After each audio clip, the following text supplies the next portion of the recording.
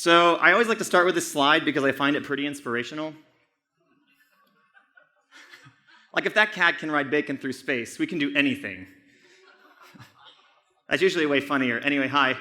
I'm Cap Watkins. I'm the VP of Design at BuzzFeed. Get it, because I'm the VP of Design at BuzzFeed. But before I start talking about BuzzFeed and the work we're doing there, I have a quick confession to make that I probably should have told somebody before I agreed to do this, which is that I'm not a designer. And this is how I felt for a very long time about that fact. I'm not trained in design. I didn't go to school for design. In fact, this kid wanted to be a doctor growing up. This is my natural hair color. We dyed it back then. And when I was a kid, you want to be a doctor. That's every parent's dream, man. They bought me all these books, and they really were trying to instill in me that was a good idea. And they even bought me this cool CD-ROM series called Bodyworks. And I really loved the CD-ROM series. I would go through every screen, and I would print out on our Xerox printer the different parts of the body, which got a little weird when you're 6 or 7. But I really stuck with it. I think a lot of kids kind of lose that. I want to be a firefighter or something, and then they grow out of it and become something else. But as I grew up, sorry. I kept that dream, and in my free time, I was actually writing a lot as a kid. Who here is familiar with Doogie Howser, MD? Yeah, that's right. If you haven't, you should look it up. It's a great show. I think it's on Netflix. But the show opened and closed with him writing in WordPerfect on the blue screen WordPerfect, and I thought that was so cool. And so I was journaling on my computer, and I would write neighborhood papers, neighborhood news, and I'd go sell it door to door. When I was about 12 or 13, and these people were like, "What? Who are you? This isn't news." Or I would write these plays, and I'd get all the neighborhood kids involved and charge our parents admission to see these plays that I put on. And then in high school, I do have high school photos, but I'm never sharing those with anybody. But in high school, so like I said, I was really in love with science. And really in love with becoming a doctor, and I was actually starting to apply to pre-med schools, and it was in my senior year of high school, and I got my first failing grade, and it was on an English paper where the professor that was teaching the class wasn't buying my five paragraph essay bullshit, and in a very masochistic way, it really turned me on to literature and to writing, and so much so, I got so deep into it that I wound up having a really scary phone call with my parents. I had decided I wanted to do something else. I decided I wanted to be an English professor, which when you're you've spent the last 17 years, those build up for your parents that you're going to become a doctor. This is a very scary phone call.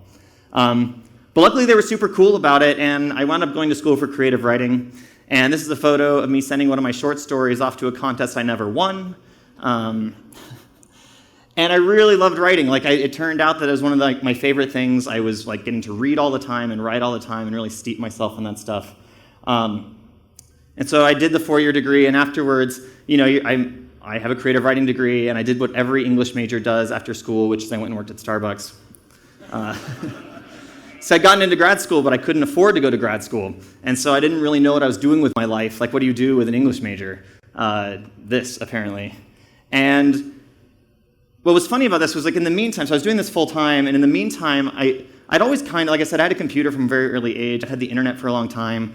I had a pirated copy of Photoshop on my machine. This isn't being recorded, right? We all did that. It's fine. All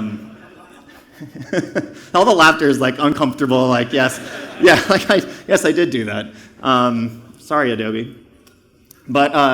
But I learned to write HTML. I taught myself to build websites on GeoCities and how to use Photoshop, and how to cut the assets and stuff. And I was doing that for fun for many years. I didn't realize that it was a job you could have. And a couple of friends of mine from college had gotten their startup funded, and they wanted somebody really cheap to do the design work because they didn't have a lot of money. And they knew that I did this stuff. I kind of worked with them a little bit before, and they called me up on a Thursday and offered me the job, and on Friday I packed my stuff, and on Saturday I moved to Oakland and started working with these folks on a project called PMOG, which no one's ever heard of, and that's okay. So PMOG was the passively multiplayer online game, and the idea was that it was a Firefox extension that you installed in your browser, and it turned the entire internet into an MMO game. And so you would get experience points for browsing the internet, and you'd level up in your amount of internetness. You could leave traps on websites, and someone would come to the same site with the extension installed, and their screen would shake, and your face would pop up, and you'd take their points. It was super rad, but but it was 2007, and the number of people in 2007 who A, used Firefox, B, knew what extensions were, and C, new games and found our game, I think we kind of maxed the market. It was 30,000 users. It also turns out basically logging everybody's internet activity, 30,000 people's total internet activity, was a bad idea. So after a year or so, I actually got fired from this job. And I thought, well, that was quick. That was the fastest career ever. I thought it was all over. But I was living in San Francisco at that point, and I had a portfolio of one project, so I could go get another job. And I started freelancing a bit. And I wound up freelancing for and getting a full-time job at this company called Zeusk. I was the first designer. I was the third employee. They're the one startup I worked at that's still here. Yeah, I'm super successful, you guys. Don't hire me for your startup. But at Zeusk, it was really awesome. I actually started to learn a lot more about design. I'd been kind of working alone in my apartment at that first startup. And this was the first place there was an office, and I got to hang out with the people I was working with. And the founders were from Microsoft, and they had seen how design could work. They had seen how a good design process could work. They knew what user experience design was. They knew what research was. And they started telling me about that stuff. So you can see up here, this is my first user flow, where it was all visual. I did all the mock-ups, and then I taped them onto the wall, and I would replace them when we changed the flow. I would never do that again. But and then user research stuff. So we're redesigning the login flows, and I went on Craigslist and put up a post for offering $20 iTunes gift cards to complete strangers who would come in and use this product and let us watch, which in hindsight was incredibly dangerous. I had no screening whatsoever. They were like, yes, and I was like, well, here's our address. I would not, maybe, we're all alive, it's fine. But I learned a ton from the engineers and the founders. We did a lot of A/B testing, and I learned about how that worked. And it started to work, and the company's still successful, and it's around. And so a few years after that, we grew the company to around 100, 120 people. I was still the only designer, and I kind of decided to move on at that point. And I joined another startup called FormSpring, which some people may have heard of. We were hot on the internet for 20 minutes. So FormSpring, the idea was that it was social Q&A, and so the idea was your friends could send you questions to your private inbox, and then you would answer them publicly. So it wasn't public knowledge questions. It wasn't general stuff. It was asking you very specifically what was your favorite movie in 2015. And the idea was that blogging's really hard for people to do because they don't know what to write about because they don't think anybody gets it. But if someone asked you directly, then obviously someone cares, and maybe it's something you might write about. And this was super successful, but the reason it was successful was because we had a feature which was the default, which was that your profile was completely public and people could ask you questions completely anonymously with no account whatsoever. And people really liked that, anonymity on the internet, what could go wrong? Turns out a lot. So people were we started to see a lot of abuse reports. We were actually on the news. We were on CNN about the abuse going on our website. And the problem was from a design and product perspective, I think we all knew that that feature sucked and it wasn't good for people. But the hard part of it from the business side was this is where most of the traffic was coming from. And so we spent so much time. We spent almost the entire time I was there trying to work around that problem without turning off the features. So we started working on really smart filtering and sentiment analysis and all this crazy shit instead of building the product, instead of trying to improve it. And I think that was really hard, and it made me really think a lot about what this was the first time I started to really care about the place I worked and what I was actually working on. Because you're watching teenagers abuse each other is not a very good vibe, especially when you're the one who's responsible for the product that you're working on. And so as I started to think about moving on from there, as we started to kind of run out of money, I really took into consideration as I was talking to companies what was important to me, which I think makes the next move kind of surprising. So after this, I went and worked at Amazon in Seattle. And before you judge me, this is before the New York Times article, which may or may not be true. Who knows? But at this point, it was like 2010, and the second or third version of the Kindle had come out, and this was like peak Kindle. It had still the physical keyboard, but like the box they shipped it in was the box of the product, which I thought was really cool and like eco-friendly. And Amazon Prime had just come out, and like everybody uses it. Who here uses Amazon Prime, right? Yeah, I ordered toilet paper backstage. Like they were doing really cool, like very like user-forward work, like really interesting work. And also the other thing is they wouldn't tell me what they were working on when I interviewed, which is catnip to a designer. Like if you're looking to hire somebody, just be like, I can't tell you what you should be working on, it's secret. And they will definitely say yes. They wouldn't tell me, like I moved to Seattle sight unseen. I had no idea what I was doing. Even like I went to onboarding all day. I met up with my team for lunch. They still wouldn't tell me. And then we walk and go up the elevators, go past like semi-armed guards, and like the doors closed behind us, and they're like, okay, so here's what we're working on. And that's when I finally found out, and a year and a half later, I left. But this is actually the first time that I got to work with designers, too. And again, I'd only been solo. I'd only been the only designer at all these places I'd worked. And you know, you get like kind of an ego when you're the only person working somewhere. Like you kind of teach yourself all you can learn. And I thought I was hot. Like I thought I knew what I was doing. But working with other designers, like especially ones that were this smart, like really threw me for a loop and taught me a lot. And incidentally, this is the place where I've met like the best designer I've ever known in my entire life, and is like my mentor still today, this guy Aaron Donsbach. And he had a very similar path to me. Like he was a film major in college, he didn't go to school for design, and he just kind of fell into it.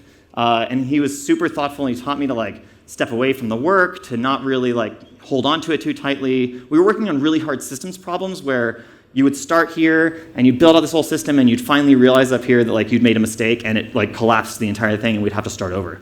And that's really, really hard when I'm used to like web startups where it's like boom, boom, boom, ship it, boom, boom, boom, ship, like over and over and over. This was much harder to deal with as a designer. So he taught me to think like super deeply and to not like be too precious about the stuff I was doing. The other thing about this is like, this is just a side note, is like, find a mentor. Like this is a really good idea. Like he really helped me. And the way I found this guy was like, I started at the company, and you know, you're in the first meeting and you can kind of tell who the smartest people in the room are. You can kind of figure out like who's running things and who kind of like knows what they're doing. And this was Aaron. And I decided that he was going to be my mentor or going to have to get a restraining order. And so every morning I like walked by, like, I came in and I sat at his desk when he was there, and I just talked to him. And then on the way out, I sat at his desk and I just talked to him. And like over and over and over, I was like, this guy's going to be my friend or else. And it worked, thank God.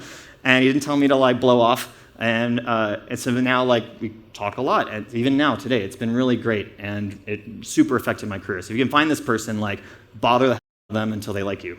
It's good advice, I think, generally. So after Amazon was over, I decided I wanted to try out design management. Like I'd been pretty frustrated with management at Amazon. And I wanted to see if like it could be done better.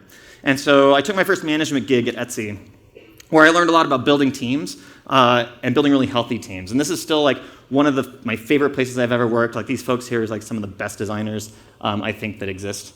And this is one of the greatest experiences of my entire career. And then, like I said, now I'm at BuzzFeed. She doesn't like that. She doesn't like the future. Where we design and build a lot of different stuff. So everybody's pretty familiar with the website, where we write cute articles about how to improve your relationship goals, where you could become like these two rascals here. Someday, you guys, someday.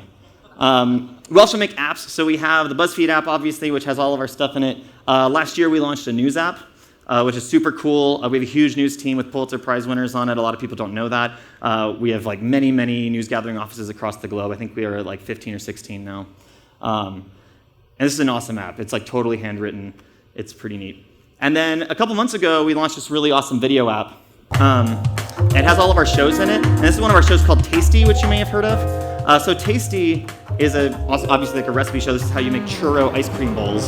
So yeah, there was a writer on my contract that said that no, there should be no pornography, so I'm sorry about that. This is pretty rad. So Tasty has about 360 million people watching it every month, which is super nuts. BuzzFeed in general has around 7 billion content views. Like 7 billion things get looked at by somebody that we've made like every single month. I'm gonna let this kind of sit. This is pretty nice. Yes. So the story there is that like they were doing the first video and like they were shooting, like they had like the boom mics going, and they did that move, and the producer who was making it went, oh, you did that, did like, oh yes, and then the boom mic caught it, and they were like, this is great, we're using it. So every Tasty video ends with that like sweet shot, and then that guy going like, oh yes. So now when I'm eating at home, I do that. I actually make that sound. It's a little disturbing after a while. So we're doing a lot of different stuff.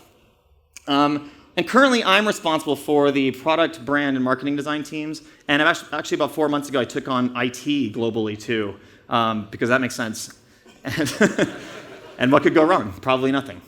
But the design team itself consists of around 18 designers. So it's about 13 product designers and a few like consumer branding and marketing designers as well. And when people ask why I took the job at BuzzFeed, I get asked that a lot. And it's actually because of these people.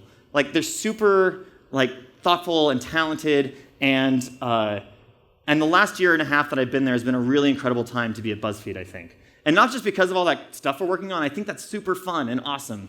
But actually because I can feel the culture shifting. Like in the last year and a half, we've done a lot to try to shift particularly the tech culture at BuzzFeed, to be more collaborative, to be more like messy, and to have like kind of like Wade was talking about, like having like design and product management and engineering just feel really tight, and you can feel that happening. And when I talk to designers and other managers about that change and that evolution we've made, I always get asked the same question, which is how's that possible? That's not the answer. He's not telling you the answer. So how do we create like a culture of empowerment for designers or engineers or whoever? And not even that, but for design, actually, most times it's just about getting people to value what we do at all, and understand what we do at all. Like, how do we achieve that, right? Who here has ever been frustrated at work and thought one of these things, you can replace designer with your discipline, but I'm the designer. Like, like this is my call. Like, I should just be able to do this, right? Yeah, no one's willing to admit that. Or this is something I've thought before, like, I wish they just trust my expertise. I've been doing this for like 10 years, man. Or like, I went to school for this. Like, why can't you just trust that I know what I'm doing? Like, we've thought this. I'm not alone here. Yes. No one's not. I'm so screwed. No one. I'm a huge. It's fine. Or this is my favorite one. This is the one that if you do not say, if you are telling me you haven't said this, you're a liar. Which is that everyone thinks they're a designer. Everyone. Yes? Right. So the thing about all these thoughts is that I think we all know deep down that these are bummer ways to feel. These are not good things. And when I hear people talk about things like that, like I kind of come to understand that it's like those feelings come from a place of feeling disempowered or not involved in the product you're working on. And like what a crappy feeling to go to work with every single day, right? And I think like this is really hard. Like it's really hard to change this stuff. How did he dislocate his shoulder is what I want to know. That's why he's sweating. But this can be really incredibly frustrating at times. Like, how do we fix this and how can we make things better? So when I get asked this stuff, the very first thing I tell people is that the thing you have to do before you do anything else is to define your ideal state of the world. Like, define the goal. Like, where are you trying to go with your culture? Hopefully somewhere different than you are. And when I say that, I think I'm trying to get people to really think about it. It's like write it down and really like kind of stew on it for a bit. I think the a knee-jerk reaction by people is to think about it in a way like this, where it's like, oh, well, we're just gonna make all the decisions. That's my ideal world. I mean, because look at that designer running over that product manager. She's so happy. She's just so happy. Send me a design spec, will you? Look at her, she's cackling. It's great. And this sounds really great, right? I mean, like, it sounds great if you've been on the other side of it for a while. But what does it mean? You have to really think about what this means for your coworkers and collaborators. Like, if somebody else making decisions unilaterally sucked for you, it's definitely going to suck if you're doing it for someone else. And I know, designers are super benevolent. We're very empathic. We'd never screw up with this, but we would totally f it up. So you have to really think about it. And for me, what this usually means, like defining that ideal state of the world, it's something that looks like this. Like you take this like siloed state where there's product management doing their thing and design doing their thing and engineering doing their thing, and you make it look a little more like this. Or actually, it's something like this. And when I started at BuzzFeed last January, we actually had the problem, the silo problem. We had a very waterfall process where product managers would come up with a feature, they'd write the spec for it, and they'd come to a planning meeting where they would request I need one design resource for 2 weeks to do this project. And then we'd get a design resource. This is my least favorite word. Please never say resource. And that person would design it, they'd give it back to the product manager, and then they would get reassigned to something else, and the product manager would come back to the planning meeting and be like, I need 2 engineering resources for the next 2 weeks to build this feature. And then the engineer building it wouldn't be in touch with the designer, wouldn't know who really did it, and then it would come out kind of disjointed, and that's just not good for anybody. And the really nice thing about BuzzFeed was that when I got there, I didn't change this myself. This was already in progress. This kind of they knew that wasn't working, and that it was really stressful for folks. And so they were already making changes to get here. They kind of already established that this is where we want to be. And so now that we're here, we all kind of know that we've made it. And I think that's really important. But this process has been a long one. It's not just a couple of months or something. It's a year and a half of making these changes. And so in the meantime, what you can do is just pretend like you've already done it. Pretend like you're at the end. You didn't see that one coming. That guy loved it. He wasn't paying attention and then looked. It's funny, if you start treating other teams like collaboration already exists or those silos are broken down, it just kind of becomes the norm. It just kind of becomes how things are. So on design's part, we started inviting people into the process, started talking to them about what we're working on. And so practically speaking, we do this by using Basecamp, which is a super cool tool. It's very simple. We added everyone in the product org to this, so all product management, all of engineering, and all of product design. And the product designers would have their kickoff meeting, even in the waterfall process. They'd have their kickoff meeting with their product person, and they'd come back and they'd write this first post in Basecamp and send it out to everybody. And there's no design here, right? It's just defining the problems, the goals of the project. Maybe there's a whiteboard that they put together with the product manager in that conversation. And that's it.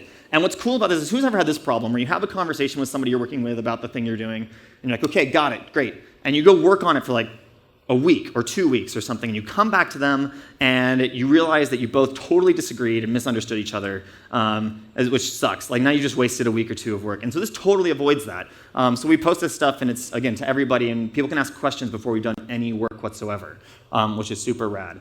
And then we start to post design work, and we start to talk about it. So there's I'm in here, engineers are in here giving feedback, other designers, product people from not even just the team, from other teams are giving feedback on this stuff. It really starts to show the overlaps in our work and provide a lot of transparency to people and invite people who normally wouldn't be a part of the design process into it, right?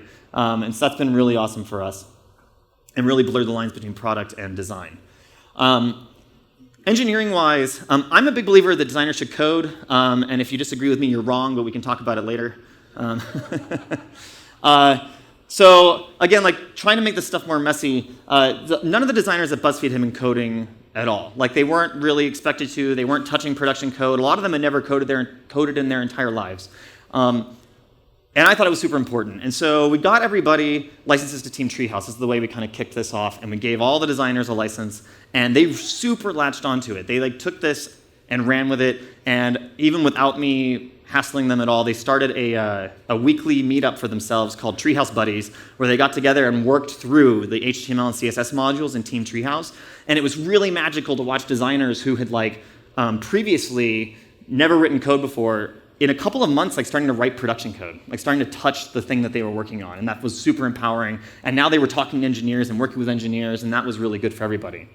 Another thing we did was we started this thing called design tweaks. So who's had this problem where there's all these little things wrong with the product you've made. There's something off by 3 pixels, or that type size just is too big, or the leading is not correct, or whatever, right? It's just there's these little things that bother you. You file the ticket for it, and then it never gets done because it's the lowest priority. It is someone who went to school for 4 years for computer science does not want that ticket, right? Who can blame them? I have a lot of empathy for that.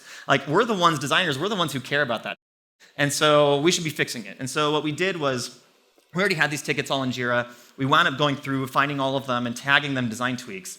And I got buy-in from the front-end developers to help us, and once a week, on a rotation, we have a couple designers and an engineer that get together, and for a few hours, they just work through these tickets. And what's cool about that, again, is these are really simple. So this one's just it needs a little padding on the right, which is a really easy change to make.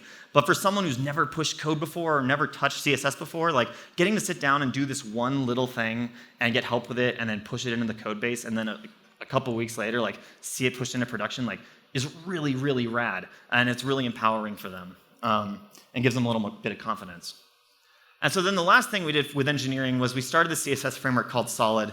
And the way we did this was, the problem we were trying to solve was that, again, like trying to get designers into the code base, like the BuzzFeed CSS is really old. It's been built on and built on and built on. I think like at this point it's around 700 kilobytes, which is insane. And it's because of that, because it's so like big, it's actually really prohibitive for like people who aren't familiar with it to get into it. And so I wanted to run an experiment where like could we like build a framework that's really simple and easy and makes like kind of getting into development, front-end development a little bit faster. And so me and one of the designers who did code, like who was a really strong front-end, got together and started kind of playing with this idea, building out a framework. And as we gained momentum and started to realize it was going to be useful, we started to pull in other designers into the process because they were also learning CSS at the same time. We pulled in our front-end developers to kind of like gut check us and make sure we weren't completely insane. And then we like got people to use this for Hack Week, which is really cool. It was like kind of like a beta where people could just use it on their Hack Week project and give us feedback. And then we launched it. So like about 3 or 4 months ago now, we launched it into production on the website. The whole thing is about 18 kilobytes gzipped, which is a huge impact, huge change for us. And all the internal tools we do now use this framework. And so it's been really successful. And the really cool thing is about 90% of it's been written entirely by designers, which would never have happened before. So that's really, really rad. And I think, like, you're probably all sitting there thinking, that sounds awesome. It sounds pretty great. And that's because it is awesome. But it can also be really painful at times. As we started engaging with other people,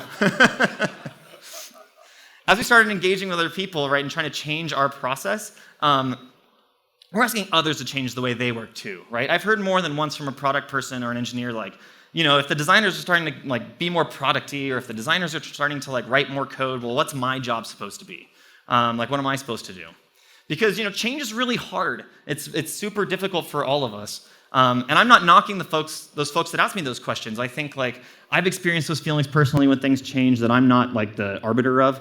And I think it can be really easy to pretend that those people are just, or they're stubborn, right? And you're thinking to yourself, like, why don't you just come along? Just do it, come on. And we have to acknowledge that they have legitimate concerns and empathize with them and help them solve those problems. And we have to like make them our partners in kind of building the future we want to create.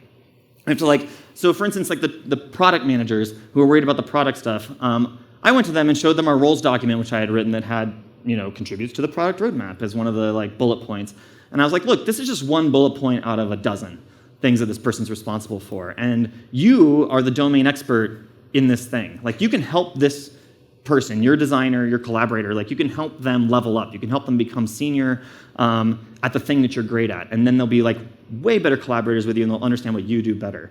And the same thing with engineers, right? We're not trying to replace anybody. We're trying to become better collaborators and understand the cares and concerns of the people around us. And so I think when you frame it like that, it turns out that people like usually kind of like each other at work. And so the engineers and product people were more than happy to help like the designers become better at that once they realized that we weren't trying to make them obsolete.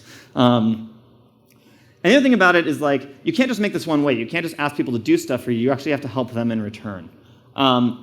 So for example, like I said, when I got to BuzzFeed, like the design team had no role documentation. There were no career tracks. And so really quickly, like I wrote that up and kind of shipped it like to the design team as quickly as possible. And yeah, it just keeps going. She never gets the kittens up the ladder. But totally don't know what I was going to say now. So then I found out, so I shipped the career track document, and maybe a week or so later, I've come to find out that no one has career tracks, like not engineering, not product management, not project management, no one. And I think it would have been really easy for me to kind of sit in my silo and be like, well, that's too bad. Like, design has ours, like, have a nice time. But we didn't do that, right? So like I shared that doc with the other departments, talked to them about like why we had done the things we had done, like why it was structured the way it was. and help them actually like craft their documents. And at the end of the day, actually, with engineering, I helped them come up with the entire communication plan for how we were rolling it out, which built a lot of trust between me and them, right? The same thing with recruiting practices. So like, I brought a lot of good recruiting practices from Etsy with me to BuzzFeed, and we implemented them, and we were recruiting really strongly on the design side, and we wound up sharing a lot of that with the other departments to help them like become better at recruiting, more efficient at recruiting. And then lastly, most recently, so design has had this thing for a while called leadership principles, and the idea was that so we did the annual review process when I first got to BuzzFeed, and the results were pretty bad. The peer feedback we were getting was really shallow for the designers, and I think it's because people don't know really what to write. They don't feel comfortable critiquing. They think they're critiquing someone as a designer and not as a coworker. And I think that's really makes it really difficult. Hello, good, yeah. It makes it really difficult to leave feedback. And so we wrote these design leadership principles for two reasons: A, to kind of tell the designers what we believe in and believe to be true and good, and then also as a rubric for reviews. And so we've been using this for the last, 6 or 9 months. To do reviews on the design team. And we send this out to the product managers and engineers who are reviewing the designers. We're like, hey, pick 3 of these principles that someone did really well in the last 6 months, and pick 3 of them that they could improve on in the coming months, and give us good examples. And the results have been great. We've had a lot deeper feedback and more meaningful feedback this way. And so again, kind of the same thing with the roles document, where people started to see this because we were sending it out, and I started to get asked if departments could fork it. They were like, there's actually an engineer that was literally like, oh, well, if I just find replace designer with engineer, it actually works. The whole thing works. Can we just do that and use it for engineering? And I think we realized at that point that we should just, this was a moment we could really break down those silos and make people feel more like a singular team. And so I started talking to other groups about it, and I wound up rewriting the whole thing and basically throwing away the design principles and having just tech-wide leadership principles that actually in the next month or so we're going to use for the very first time for everyone in tech to get feedback at the mid-year review, which is super magical. And helping out in these ways has helped build trust between the different departments. Right? That's good for me, but it's also really good for design. It'll make them more likely to help us in the future because we've been so generous. And it's forged those strong relationships that I was kind of showing in those diagrams. So this is all great, and even now, though, there are times that things don't go exactly like I want them to, right? There are things I'm trying to do or things we're trying to achieve, and you feel kind of blocked sometimes, or you get pushed back a little bit. And I think it's important to be able to let go sometimes, and to not get discouraged. There's the one chuckle of the one person who saw this movie. If you get caught up in things not being fixed right away, if you get caught in not being in that ideal state right now, you're going to hurt your chances of getting there. You're going to just become really frustrated. And it's really important to know when and when not to go to bat for things. At Etsy, I worked with this engineer named Andrew who helped me develop this really cool scale that I use in my personal life and professional life. So the story is that Andy was an amazing engineer, probably one of the best engineers I've ever worked with. And I was on my very first project at Etsy, and I was the designer, and he was doing engineering work. And Andy really cares about design. Andy loves design, and he has great design sense, and he really wants to talk about it. And at that point, I still felt I'm the designer, these are my calls or whatever. And he would just he'd bring me some idea for I think the button copy could be better if it said this, and I would really push back hard. And he and I would have these 20-minute long, intense arguments about should the button be on the right or the left? And I would say the left because that's the crux of the user experience. And And then one day, we were arguing for the 800th time about some stupid, and Andy says suddenly, he goes, wait, hold on. I'm a 2 out of 10 on this. What are you? And I thought about it for a second, and I was like, well, I think I'm a 6, I guess, out of 10. And Andy goes, great, then we'll just do that. No big deal. And walks away. And and it really stuck with me. It merely made me think back to all the times that I'd been, every time I had been a 10. Right? Every time I had not been really thinking about how big is this decision? How much do I care? What can I gain by in the long term by kind of letting this small thing go? This person seems, or not even that, but just seeing I think this person seems to care a lot about this thing. Maybe I don't care as much as them. I wasn't really doing that math. And so now I do this all the time. I'll actually do what he did verbally to people, where I'll give some feedback and I'll be but it's just my opinion. I'm a 2 out of 10, kind of do whatever you think is right. Or other times I'll be look, I feel really strongly about this. I'm kind of at an 8. Can we talk about this some more before we move forward? And that's really helped me a lot. Because if everything's an emergency, nothing is. So if you're always a 10, this is a bad move. And again, this is all about building trust. If people know that you're only going to bat for the things you super care about, that'll help you go. It'll go a long way to helping them listen to you when you are an 8, 9, or 10. And so this whole thing, this whole evolution has been, like I said, a super long process, about a year and a half. And these changes are happening in small bits over time, like little tiny steps, which leads me to the last point, which is I think we need to be super patient with ourselves and our teams and our cookies. I have a one-on-one every so often with this product manager from another company because she and I like to get together and share challenges that neither of us really knows anything about, because we can be a lot more candid that way. And she had just started a new job, and she was talking to me about how she and the product director were looking at the roadmap and realizing it was just a mess. It was all over the place. There was no singular vision. And she's like, we're going to get there. She's like, we're putting together the vision right now. We're going to win hearts and minds. It's going to take 3 or 4 months, but eventually we will have this awesome roadmap, and we'll all feel good about it. And I was like, sounds great. So a few minutes after that, maybe 10 minutes into that conversation later, she says, we start talking about the organization, how her teams are organized. And the whole thing changed. She was like, I don't understand. People know what we need to do. People understand how we need to be organized, but no one will just do it. Why don't we just rip the Band-Aid off and change it? Why can't we do that? And I thought that was so fascinating. We are taught as product people to be really iterative and to be patient and to have this grand vision, but to kind of step our way towards it and realize we're wrong and change direction, right? That's how we're taught to build products. Why are our organizations any different than that? It's been 1.5 years at BuzzFeed, and we're not where I want to be in a lot of ways. But we've made progress. Things are changing, and you can see it in all these little ways and a few big ways. And I know it's easy to hear all this stuff, this entire talk probably, and you're sitting out there and you're thinking to yourself, yeah, that's super easy for you to say. You're the VP of design, right? I'm not as cool as that, but you're the VP of design. You have power to change this stuff. You have the authority. And you're sitting there and probably thinking to yourself, I'm just a designer or a product manager or an engineer on a team, and I can't do any of this stuff. The shivering really is the saddest part. So you're thinking to yourself, you can't do any of this. And the truth is that you're wrong. That everyone is pretty capable and awesome. It doesn't matter what level you are or what team you're on. It turns out that leadership isn't a role. Leader isn't a title anybody gets. There's nothing stopping anybody in this room from being an advocate, from being an idealist, from being a good collaborator.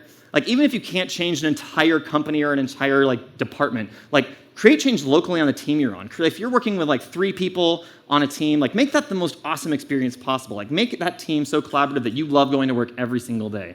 And I've seen this happen over and over and over where there's a team that's working really well and everyone around it is studying that team to figure out what's happening there and how they can do it too. And even if that never happened, at least now you don't feel bummed out going to work every day, right? At least you've created a great environment for yourself and the people that you're working with. We have to stop only designing the products. We have to stop just designing the graphics and the ads. We have to stop only empathizing with our users. We have to start treating our organizations and each other like user experience problems, like real life user experience problems. It's the greatest user experience problem you'll ever solve in your entire life. We basically have to design all the things possible. Thank you.